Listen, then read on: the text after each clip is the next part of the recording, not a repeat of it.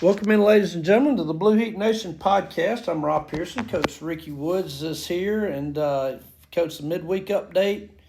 Probably the biggest midweek we're going to have this year. We're playing for the region championship. Fortunately, we've gotten ourselves in this position, and here we are. I told the kids yesterday, this is why you play, and this is why we coach. Big games. We're real excited about it, and we had a good practice. I think we got a good game plan, and I think the whole community is excited. I am. I know that I told my wife that this is probably the most excited I've been this year because, you're playing for something, and it's important to this community and important to the kids. And, we got a really good football team coming in. They're undefeated. Somebody told me we was a 19-point underdog, which I don't keep up with that. Anyway. How could you know? But I think it'll be a good night for everybody to come out and watch. I really do. So it's you get the year, you look at it, and I told my wife this morning, I said, the years flew by. I mean, just like we got here yesterday, it's been 14 weeks ago, when we first arrived. So it's time flies, and this season's been a fun season. So when you're having fun, time does fly quicker. Yeah, you're right. You're only guaranteed 3 more games, right? Yeah, we're guaranteed 3 more games, right. So here we are, week 9, and obviously every game from now on gets bigger. Oh, it gets bigger, yeah. No matter what happens Friday night, the games get bigger as we go. Yeah. But certainly, Coach, I guess I'll start with, you may or may not know this, but Demopolis High School has now won 33 straight region games, which makes no difference to Friday night. Yeah. And I know that. But maybe it does because, again, there's been a bit of a I want to say that maybe around here we take region championships for granted. Yeah, well, and we shouldn't because they're really big deals. They're big deals. I mean, the region championship is the first one of the championships you can win of all of them. Mm-hmm.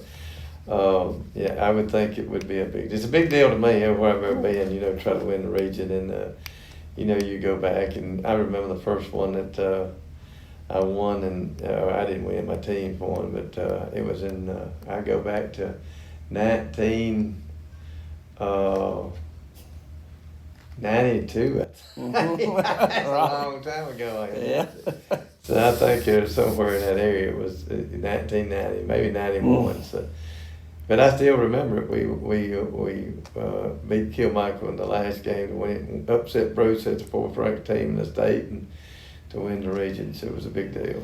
Well, before we go back to last week in Jemison and sort of how we got to this point, you've got another sort of setup here with a state highly ranked team, undefeated, sort of clicking on all cylinders. Northside, who's got a football tradition, they just their second year in 5A, and they've kind of caught up now, and so. You've certainly got another opportunity to really, be on the cusp of it's your first region championship in Alabama, and I really say that to say this one really is special. I think to be able to get this region championship. I think so too. They got a really good football team. They're a real quality opponent. So. And we got a good football team, and you got 2 good teams playing. It's a matchup that you really want. Mm-hmm. It's if you win this, you've done something. It's something sort of special. Well, let's stay on that topic because I watched a little Northside last night, and Coach, if you've got 11 men on defense, they're going to test all 11. Oh yeah, they spread you out. They thin you out. They go get you one-on-one. Run a lot of RPO. So. They're very selective in the running game. They don't run about 4 plays, and they're a true spread team. So you got 4 good receivers, and they're just pretty good everywhere. So we got to do some things to match up with them. And I do think we got a really good offensive and defensive game plan this week. Best one we've had. I feel like that. I know that we put more time in this one than we have the rest. We put a lot of time in all of them. Mm-hmm. But we work back to, as we gathered up tapes, as you swap, we get through preparing for these other games, then you have to look at some of this, and sort of get your mind. Plus, we sort of know what we can do now, as far as our kids. We working within the framework of their ability. So, And that's one of the reasons we've gotten better. We've sort of figured out what we can do as a team and what we can't do as a team. And every team's different. You're going to coach them a little different once you figure out. You have to build on some strengths of your team. So. Mm-hmm. Well, in their team, they put a lot of stress on the linebackers in particular because they're going to throw it perimeter to perimeter, and then they've got a running back. I think maybe the best running back we played all year. He's not as good as the one Jackson. Well, no, thank you very much. You're exactly right about that. No disrespect, by the way. He's a big guy that can run. And we gotta. You don't need to get him started. If you can get him up in the line, when he hadn't got much momentum, he's going to be a lot easier to get. So, if he gets started, then he's going to sort of like, you remember that Fred Flintstone commercial? He run the football and they all knocked off of him. Yeah. That's sort of the way he'd knock you off of him. But, we got some guys that attack him. You got Josiah, you got Bo and Bryce. They guys, they're going to stick it on him, So. We just got to get him before he gets started good. Well, let's go back then to last week because we were able to, for the most part of the game, and for the starters at least, pitched a shutout. It was 35-0 at halftime, and then the second half was kind of a running clock situation. But we were able to create turnovers against Jemison that maybe we haven't created all year, but Kobe Monroe was responsible for causing a fumble and then had 2 interceptions. Right, he played really good. We did play good. They're not the top tier level in the district right now, but we caught the ball well. We run good routes. We played good defense. But I was pretty happy with the other night. I was more happy with that one than the ones in sort of in the past. Of course, some of the teams were better than them, but. And it was great to win them. And but I thought we executed what we were trying to do right. And before the game, I told them, this is not one of the better teams we played, and we need to go ahead and get it over with and finish and do it right. And just look good doing it. Don't play down. You need to always play up. So I think we did that. So I was pretty happy with it. That was my next comment. I really, before the game and talked to some of the players, like, can we put this team away? Yeah. And I think we did. Maybe for the first time all year, we really did take the opportunity to put them away. It's just sort of what we supposed to do. We had our chances to put away, even Shelby County, we had that interference call and let them get back in the game. I felt like at that point, that they weren't going to stop us, and if we could have got it back, I think with 19-7, we went up 26-7. It would have been a different story. Then we hung around, but the credit to our kids in that game, we never quit. We held them on a big down and won the game. It was very, very exciting. But I would like to. My wife, like she said, she would have liked for it not to be quite so excited. So. If Alabama fans call it joyless murder ball, that's exactly what we like. That's right. But anyway, Shelby had a good team. They're very, very well coached. I don't really know the coach, but he did a tremendous job getting his team ready. So. Yep. Well, I did think that the offense was probably had its best showing of the year. Would you say that? I'm sure there's more to go. You got we talked about. You got 3 games left that you know of. But we started to keep things a little every week. We run their basic play, but you just look at what they've got on defense and what defenses they run. Mm-hmm. So you just try to work on get matchups where you can hurt them. Certain sets puts them in certain situations, and then. We look at our receiving core, which JP and, Fred, they can score. Mm-hmm. So, we've advanced and we're really good at running the RPOs, and JW, he sort of knows what we're going in. You'll see him, I'll call one and they'll change defenses, and he says the freedom to check another RPO. And he always does the right one. You have a framework we check within. Mm-hmm. And, instead of me checking it, he's checking it now, which is what it's supposed to be. Right. Because he's learned sort of what we want. And at the beginning, we just got here, but they didn't know anything about the system. And I told you it's going to take a lot of while because we come in and now we're progressing to where we need to be. So I'm proud of the kids. one thing about the kids, they're very intelligent, so you don't have to tell them nothing but one time. But you know, reps is how you get better at it. You can talk, but reps is how you get better. The more you get reps, better you're going to be. Like, for instance, JP, you know, he played quarterback his whole time. Well, you see him getting better every week at receiver because he's a really good receiver. He and Fred both. And the reason he's getting better is because he gets so much reps in practice, you know.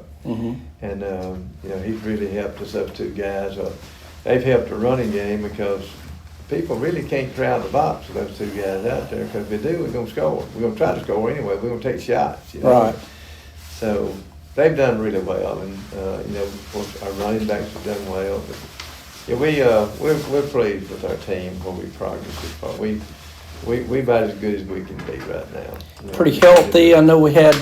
Braxton's hurt his knee. He's trying to play through it, and maybe he will. But he got a kneecap, I think, sort of twisted and popped out. So he went a little while yesterday and really sore. So, you know, I'm probably gonna hold him today and try to, you know, get him well. So you know, we'll have to work another guy. You know, we'll work Bruno and Bo in there. Bruno's played a little tight end, and Bo, you know, we don't want to give Bo out on offense because he's got to play defense. So hopefully Braxton will be 100%. If he don't, I'll use Bo and Bruno. And even if he's not 100%, I think we can get some plays out of him. I hope so, because the circumstances under which he got hurt was infuriating to the radio announcer. I can tell you, down 35-8, and you kick an onside kick with 4 minutes on the running clock. But anyway, we won't go there, Coach. That's you know, I guess we've probably rehashed Jemison enough, and we sort of already set the stage for the regional championship this Friday, and so it is. This is why Demopolis football is what it is, and so you've come into the situation, and you've talked a lot about how the community has embraced you, and certainly we appreciate everything you've done. But you spoke to the board last night, and gave some comments about just some advice, I guess you should say, on you know, how Demopolis football can take the next steps. Right. Well, you know, I just looked at where I've been and what I wanted to do and what has been successful of setting up a program. And everywhere I've ever been, it's sort of the format, you know, to make sure that things continue, you know, to the line. And I just think that, you know, making 7th, 8th, 9th, you get so much more participation, and it's good for the kids, you know, instead of having 11 or 12 or 9th grade, you'll have 30 out there. So, you know, and, you know, some of these kids, they don't even know if they like it or not, you know. So give them a chance to like it, working with people their own age. In your 7th grade, let them be split, have separate grades, and then, you know, instead of them watching 8th graders play, they'll be playing their own grade. So more people will play, and they'll like it a lot better. And it just moves on up. And of course, when you get to the 10th grade, there is a level of maturity from the 7th, 8th, and 9th, and 10th that you sort of jump. You know what I'm talking about? So, you know, 10 through 11, and 12th grade, they can sort of play with each other. You know, but you get too much age discrepancy, and it's hard on those younger kids now. I'm telling you. They've got to have a way to develop. I mean, in time. And plus the weight room, and you get them captured in a day, and you know, you take a 7th grader, and if they're practicing after school, you know, I don't even know, and you know, they go home. But if you got them in a 7th grade period, here in the day, when football's over, the ones that don't play basketball, they got a weightlifting period. Right. So they're gonna have years. They start at 7th, 8th, 9th. By the time they get to 10th grade, you're gonna have the whole group strong.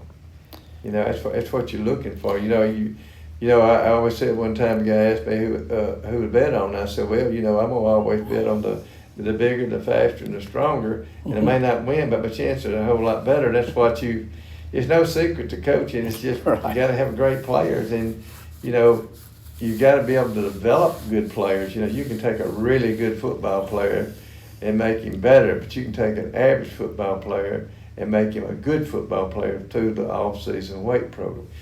Your games are won in the off-season.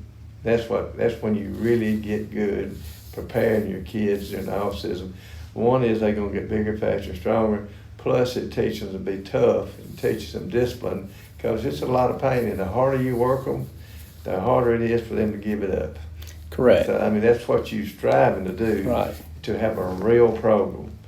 You know, and after a while, you'll see if you do them like that, I mean, work's not an object at that point. You know, you come somewhere, and of course they've been working here, don't get me wrong, but I'm just, you come and the harder you work when they're younger, that's all they ever know. Mm-hmm. And they supposed to work, you know. I am, you know, been around a long time, Coach, and a couple of criticisms I have of our own program is that sometimes we get short-sighted and we focus on just that year's team and not what it takes to build a program. And the other thing is that, you know, there has a belief by some people that I argue with constantly that, you know, just because we've always been a good football program doesn't mean you'll stay a good football program. It takes work. It takes work, and the thing about it is, and I went to with the board last night, you know, even if you got a real program, you know, talent levels drop. Mm-hmm. I don't care where you at. Sure. But now you won't go rock bottom if you got a real program. You can still win those. You know, you can still have winning seasons to get you to the talent level rises up, because you got to prepare for those seasons. You know. But even when the talent level ramps up, Coach, you know, you want to compete for maps. Yeah, that's right. You're gonna be better. I mean, you're just gonna be better if you have a true program.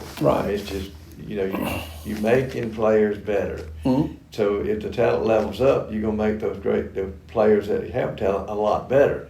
You're gonna make the average players good players. So you're really helping the ability level of the kids. You know, it's a lot of factors. You know, I think mentally, physically, all of it work together in a program. You know, you run the same thing.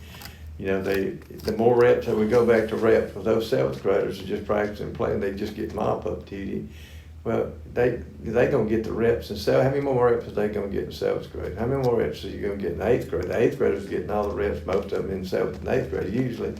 In the ninth grade, our kids don't get reps, but in practice, well, you think of all the reps in the game they're gonna play. They'll have 300 reps apiece, those kids in the ninth grade, but they're getting very little up here. It's all about reps. Plus, they're gonna have a better experience too. You know. I think the same could be said for all the teams all the programs or the sports that we have here, baseball, basketball, tennis. I mean, you know, volleyball. You know, we should be in the business of building programs because that's who wins blue maps. That's right. And we haven't competed for a blue map since 2009 in any sport at the school, and so I'd like to see us. They keep score. I'd like to see us win championships. That's right.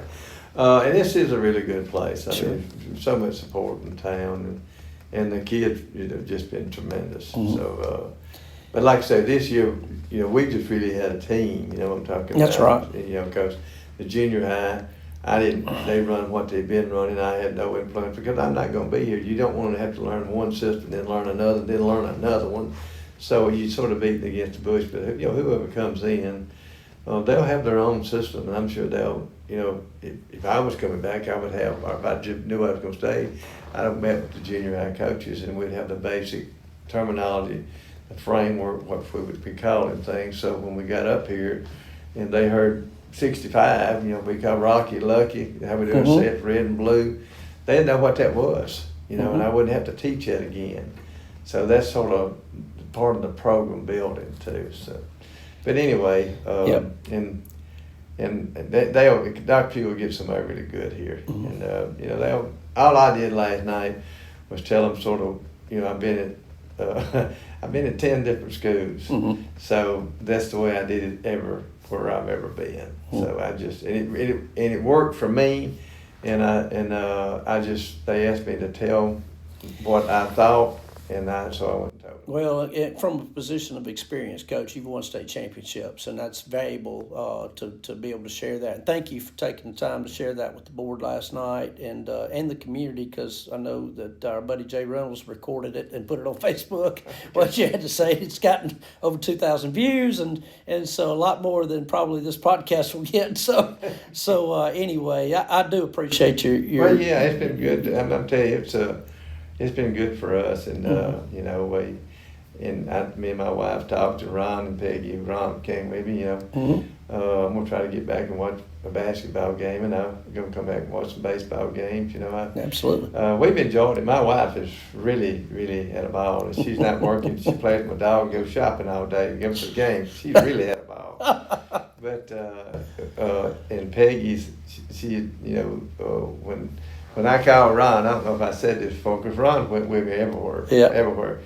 And she seen when I called, she told me, she said, don't answer that phone. I mean, messed around and answered the phone. But anyway, she told me the other day, she said, I am so proud we came over here. We've had a ball. So that's good, too. Well, it's senior night, Friday night, and in a region championship game. I just can't think. The weather's going to be perfect. I can't think of any reason why people from Demopolis shouldn't be packing the stadium. We've got a lot of seniors, and there's a lot of good kids, and I really think that I'm not talking about football and baseball and basketball now. I'm just talking about I think that the majority of these guys be very, very successful because they conduct themselves and handle themselves with a level of maturity, and that's a credit to their parents now.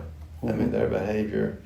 We have expectations, but when they got really good parents, you just really don't have any discipline problems with them, mm-hmm. and so they'll be successful because of the people that raised them. And like I said again, it's a credit to their parents and their grandparents and their aunts and their uncles and people who have been really involved in their life. Awesome. Coach Ricky Woods, thank you for your time. Blue Heat, everybody. We'll see you Friday night.